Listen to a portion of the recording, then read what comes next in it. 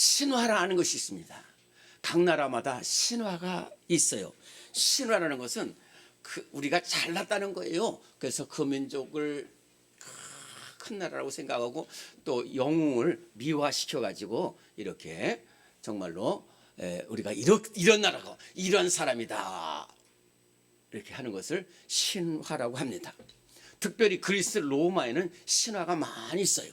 그래서 그리스 로마 신화에 관한 책들도 많이 있고 저도 좀 읽었습니다만은 이 로마 건국 신화를 보면은 로마라는 나라가 얼마나 강한지 몰라요. 서로마 제국만 1000년, 동로마 제국까지 하면 2000년 되는 이러한 엄청난 나라를 세웠기 때문에 자기 민족이 이렇게 한다고 그래가지고 건국 신화를 만드는데 로물루스라는 사람이 늑대의 젖을 먹고 자라가지고 강인하게 돼서 로마를 세웠다고 그래서 이름을 로물루스의 이름을 따서 로마라고도 하는 그러한 신화가 있습니다. 또 우리나라 고려 말에 몽고가 온 나라가 우리나라를 침입해서 우리나라가 그 절망중에 빠지게 되었을 때 승려였던 일련이라는 승려가 아니다라는 거예요. 우리 민족은 옛부터 뛰어났다는 거예요. 그래서 단군이 백두산에 내려와 가지고 신실을 건설하고 거기서 이 호랑이와 곰인데 그 중에서 인내심을 발휘한 곰과 결혼을 해가지고 이렇게 이 환인이 단군을 낳아서 정말로 이 나라를 잘 세우고 잘 다스렸다 하는 그런 삼국유사를 만들어내기도 했습니다. 또 북한의 김일성은 8살 때부터 혁명의 꿈을 꿈고 품었다고 해서 나라를 잘 세웠다. 일본하고 싸웠다. 뭐 이런 신화를 만들어내기도 해요. 그런데 이 신화의 특징은 뭐냐면은 다 사실이 아니에요. 과장된 거예요. 미화한 것이에요. 그리고 헛된 것이에요. 더 중요한 것은 그것이 나와 상관이 없는 일이에요. 그런데 예수님은 그렇지 않아요. 예수님은 이 신화를 만든 사람 것은 뭐냐면 나는 너희들과 다르다는 거예요. 나는 너희들과 다른 특별한 사람이라는 거예요. 나는 너희들과 비교할 수 없는 존귀한 사람이기 때문에 나의 말을 들어야 된다라는 것이 신화예요. 다르다는 거예요. 근데 예수님은 그게 아니에요. 그게 아니라는 거예요. 나는 너와 같다는 거예요. 내가 너를 찾아간다는 거예요. 너와 함께 하겠다는 거예요. 오늘 성경 말씀에는 참 이상한 족보가 나옵니다. 여러분들이 그것을 제대로 발음하지도 못할 것 같아서 제가 봉독을 했습니다. 이상한 족보가 나와요.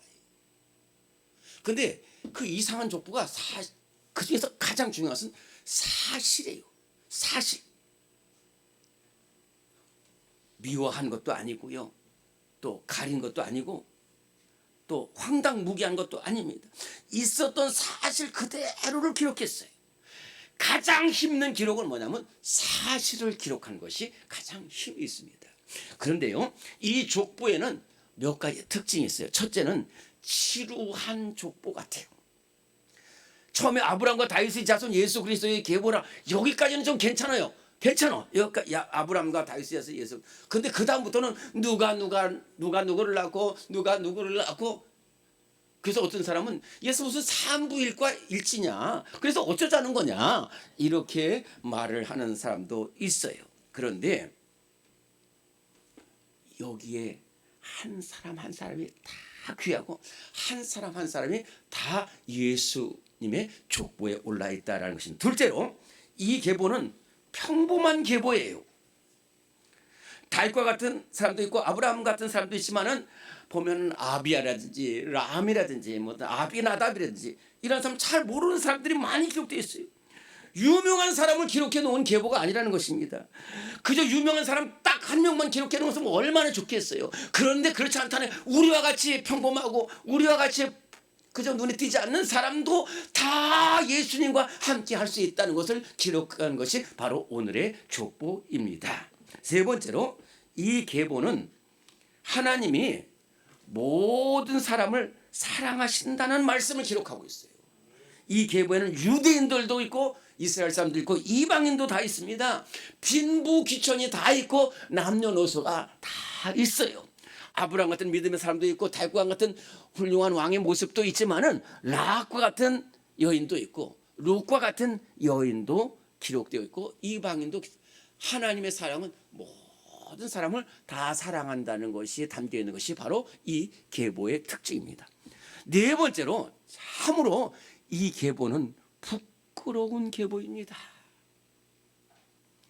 이것을 예수님의 계보라고 하면서 이런 기록을 그대로 넣는다는 것이 얼마나 부끄러운지 몰라요.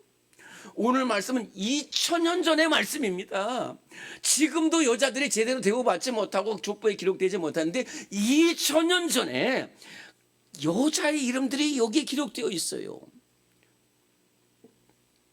또 그것도 귀하신 예수님의 족보에 여자 이름이 들어갔어요. 그렇다 칩시다.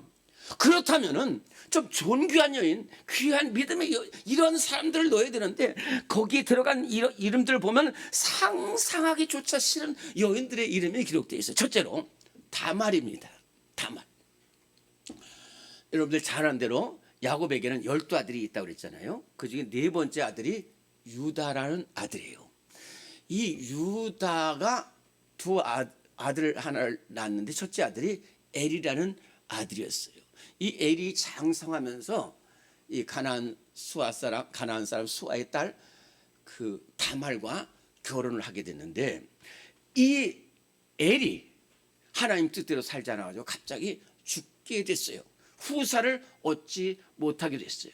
그래서 이 다말이 후사를 이어야 되겠다 가지고 어떻게 할 길이 없어가지고 참 이상하지만은 창녀로 가장을 해가지고 그 시아버지 유다와 동침을 해서 아들을 낳았는데 그 아들 이름이 베레스입니다.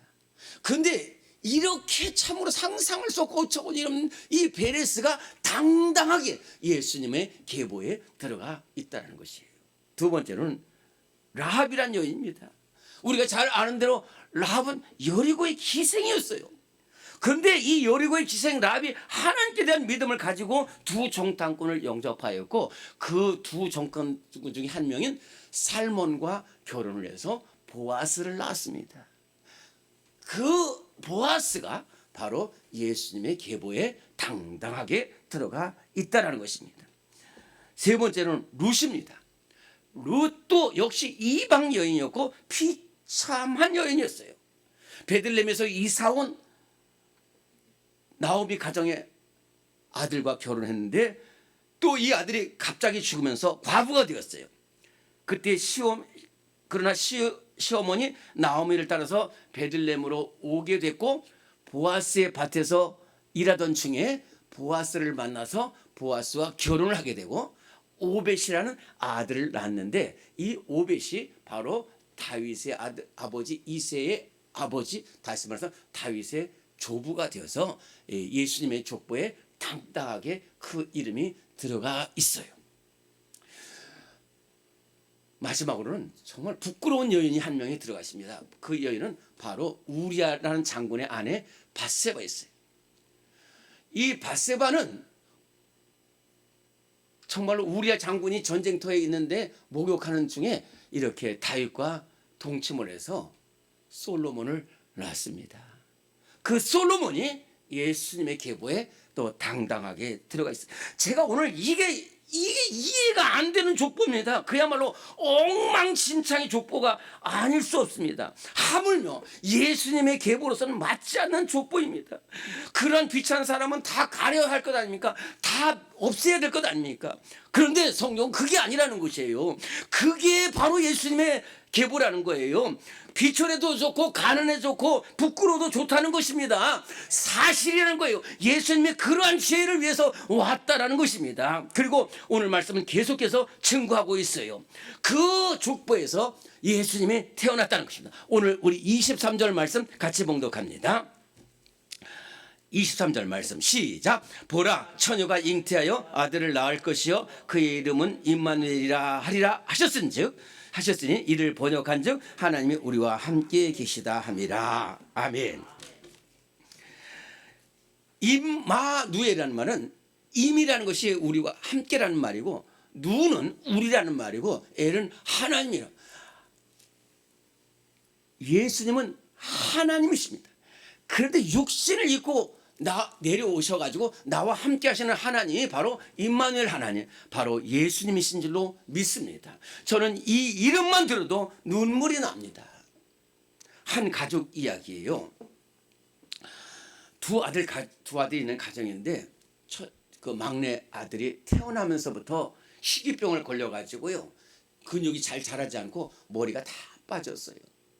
그래서 병원에 입원하게 됐는데 친구들이 찾아왔어요. 근데 친구들이 찾아와서 이 머리가 하나도 없는 거 보고 막 놀렸어요.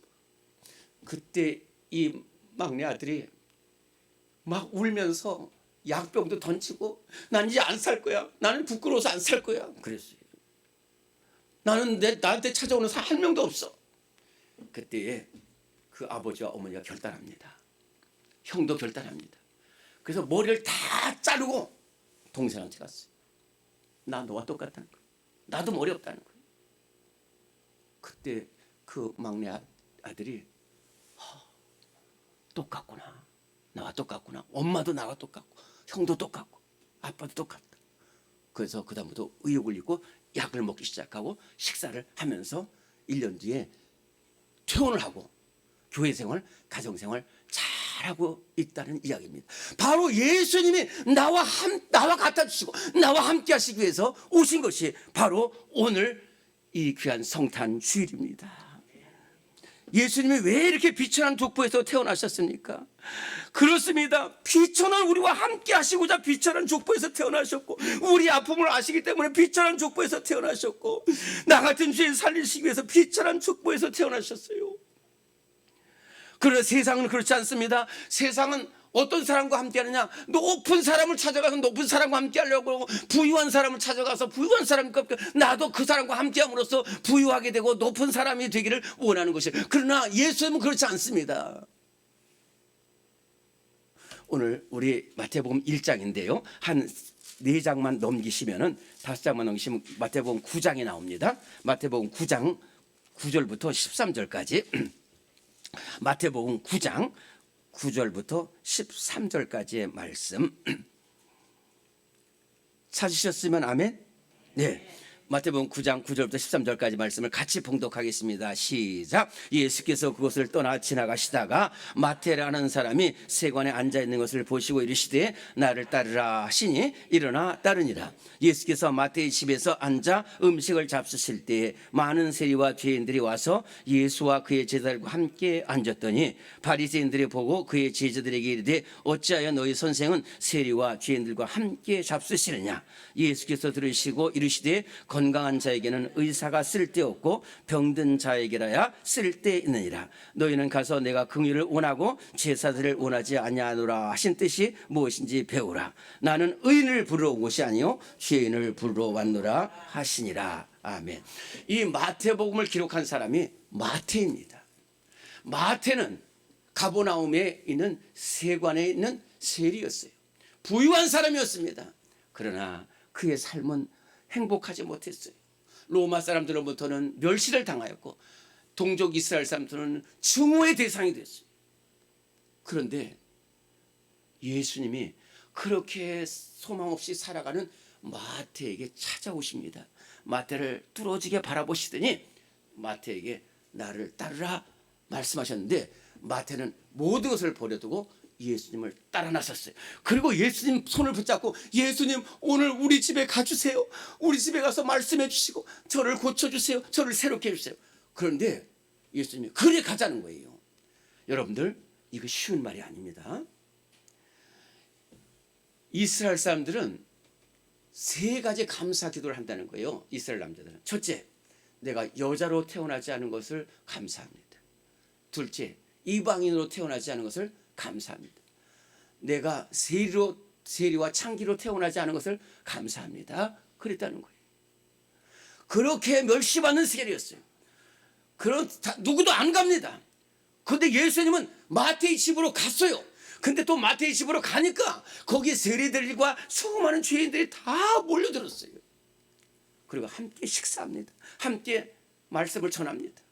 그때 바리새인들이 그 꼬인 눈을 보고 그것도 예수님한테 말하지 못하고 제자들에게 너희 선생은 어찌하여 저 죄인들과 함께 식사하느냐.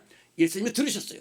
그러면서 그 바리새인들을 향해서 그래 내가 예수다, 내가 예수다, 내가 그래서 왔다는 거예요. 너희 같은 잘난 사람들 부러운 것이 아니라 이같이 어렵고 실패하고 낙심하고 좌절된 우리 이런 사람들을 만나기 위해서 내가 왔고, 이런 사람들과 함께하기 위해서 내가 왔다. 건강한 자에게는 의사가 쓸 수 없지만 병든 사람은 정말로 예수님은 누구를 찾아가시니까 예수님을 필요로 하는 사람을 찾아가시고 예수님 만나기를 원하는 사람들에게 찾아가시는 우리 바로 예수님이 우리의 예수님이신 줄로 믿습니다.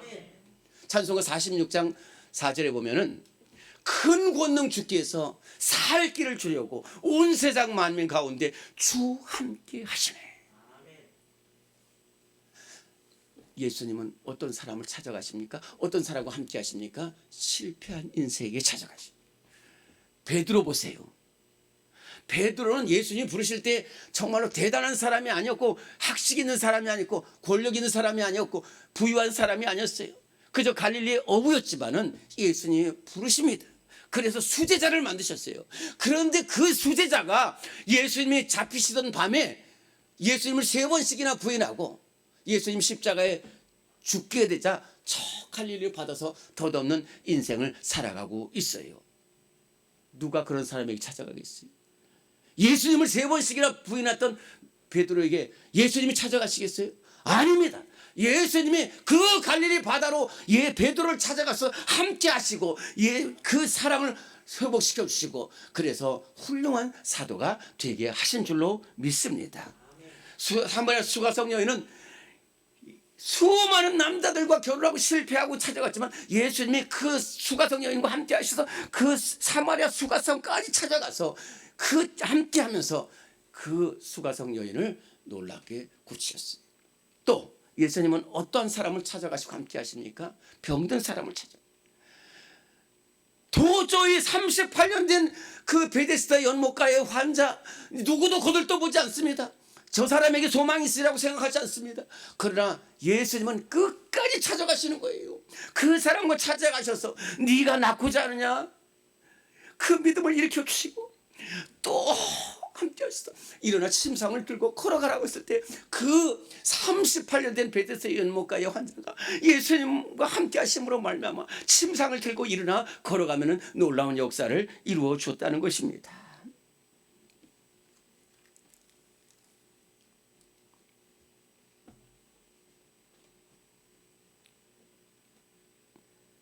사랑하는 성도 여러분, 그러면 예수님께서는 그때만 찾아오시고 함께 하시는 예수님이냐?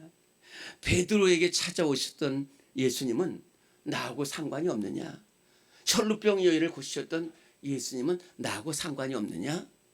사마리아 수가성 여인과 함께하며 또 삭개오가 그 뽕나무 위에 앉아서 예수님을 만나고 할 때 내려오라, 내가 너희 집에 유하여야 하겠다 함께 했던 그 삭개오를 만났던 예수님은 우리와 상관이 없느냐? 아닙니다. 히브리서 13장 8절에 예수 그리스도는 어제나 오리나 영원토록 동일하시니라 그랬습니다. 그때 베드로를 고치시고 실패한 베드로를 고치셨던 예수님께서 오늘 나같이 실패하고 좌절한 인생을 고치시기 위해서 나를 찾아오시고 나와 함께 하시는 줄로 믿습니다. 덧없는 인생을 살아갔던 사마리아 수가성에게 찾아오고 함께 했던 예수님은 오늘도 부족한 우리와 함께 하시고 우리를 고치고 새로운 인생으로 만들어 주신 줄로 믿습니다. 실패하고 길이 없는 인생이지만은 그때에 오셨던 예수님, 그 갈릴리 오신 능력이 오늘 나를 고치시고 나를 새롭게 하시는 놀라운 역사가 우리와 함께 하실 줄로 믿습니다.